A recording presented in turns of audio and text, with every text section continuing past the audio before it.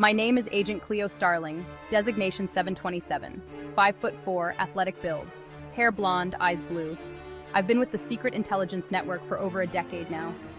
Every mission, every operation has shaped me into the agent I am today. My appearance might be deceiving, but beneath this exterior lies a relentless force, honed by years of rigorous training and countless field operations. Don't let the looks fool you. Behind this face is a mind that's always calculating, always planning. Every step I take, every move I make is part of a larger strategy. I've faced adversaries who underestimated me, and they've paid the price. My training has prepared me for the unexpected, and my instincts have saved me more times than I can count. I'm S.I.N through and through, trained for this, born for it. From the moment I joined, I knew this was my calling. The drills, the exercises, the simulations, they were all designed to push us to our limits and beyond.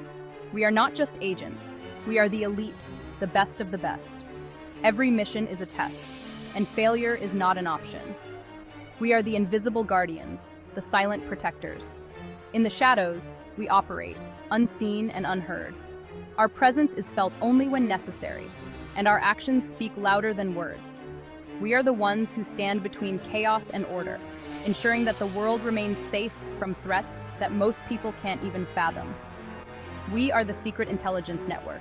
Our operations span the globe, from the bustling streets of major cities to the remote corners of the world. We gather intelligence, analyze data, and execute missions with precision and efficiency. Our network is vast, and our reach is unparalleled. We are the first line of defense against the unknown, and we handle the threats no one else even knows exist. From cyber attacks to biological warfare, from rogue agents to international conspiracies, we are always one step ahead. Our work is dangerous, and the stakes are high, but we are committed to our mission. We uncover secrets, neutralize threats, and protect the innocent. It's a never-ending battle, but it's one we are prepared to fight. This mission started like any other. Routine, unremarkable. How wrong we were. What seemed like a simple assignment quickly escalated into something far more complex and dangerous. We found ourselves facing an enemy unlike any we had encountered before. The stakes were higher, the risks greater, and the consequences of failure unimaginable.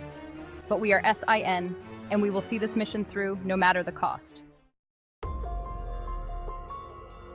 Our target, Daniel Hayes, mid-30s, software engineer, unremarkable life. Except for one thing, he knows about us. A collective gasp ran through the room. Impossible. No one outside S.I.N knew of our existence. How did he find out? And what did he know? Hayes was different. He moved with an unnatural awareness, always a step ahead of our surveillance. He seemed to anticipate our every move, vanishing into thin air just as we closed in. His abilities defied logic, reason. He was an anomaly. Whispers of enhanced senses, precognitive abilities, even teleportation, circulated among the team. Was this the work of some unknown technology, some hidden power? We were in uncharted territory. He's a ghost, Cleo, disappearing and reappearing at will. Agent Jackson, our tech specialist, a lanky man with a mind faster than any computer, struggled to keep up with Hayes' digital trail. He's good, I'll give him that, but we'll catch him. Her voice, laced with a hint of a Spanish accent, held a steely determination.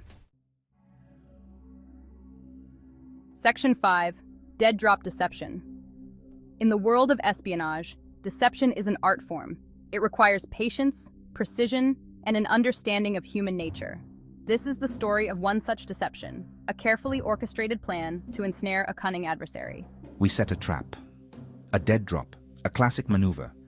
The idea was simple, yet effective. We needed to lure him out, to make him believe he was in control. The briefcase was placed in a dark alleyway, a location chosen for its isolation and the cover it provided. It was the perfect setup for a covert operation.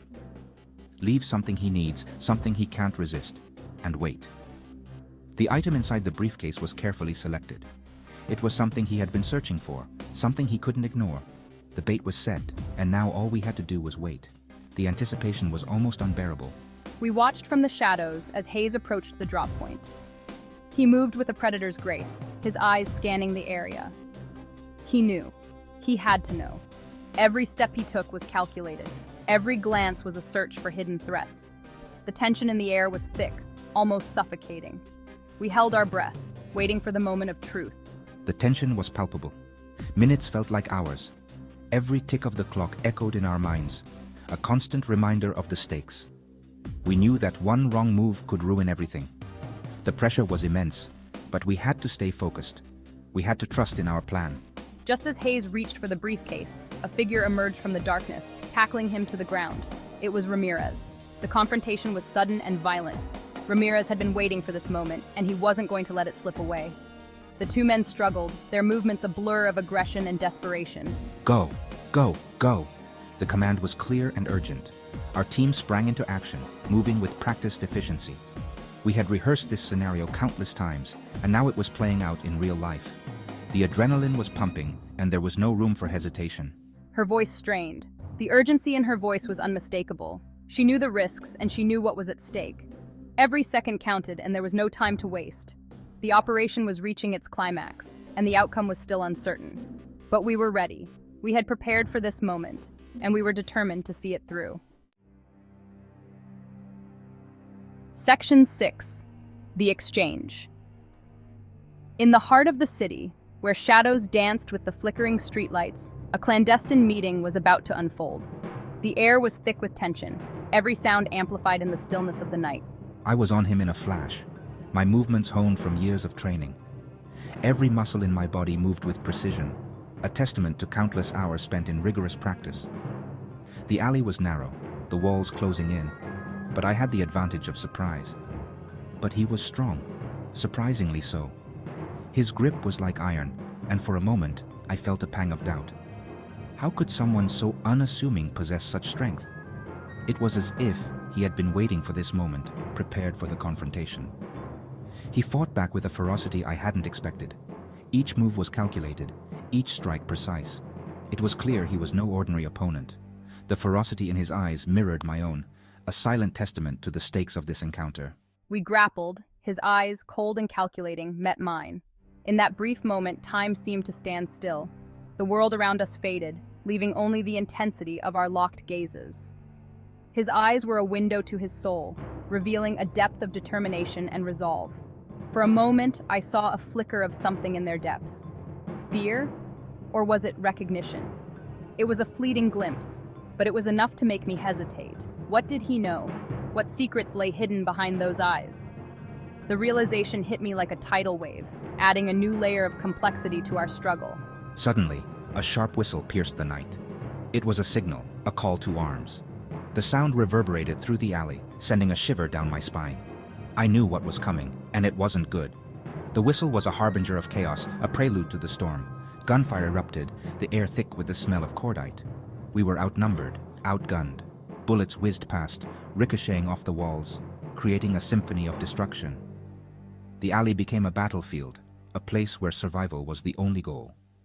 The cacophony of gunfire was deafening, each shot a reminder of the peril we faced. We have to go, now! The urgency in my voice was palpable. There was no time to think, only to act. The alley was a maze, each turn a potential trap. We moved with purpose, every step a calculated risk. The night was our enemy, the darkness a cloak that both protected and concealed. Jackson's voice crackled through my earpiece. His words were a lifeline, a beacon in the chaos. "We need to regroup," he said, his tone steady despite the turmoil. "Head to the rendezvous point.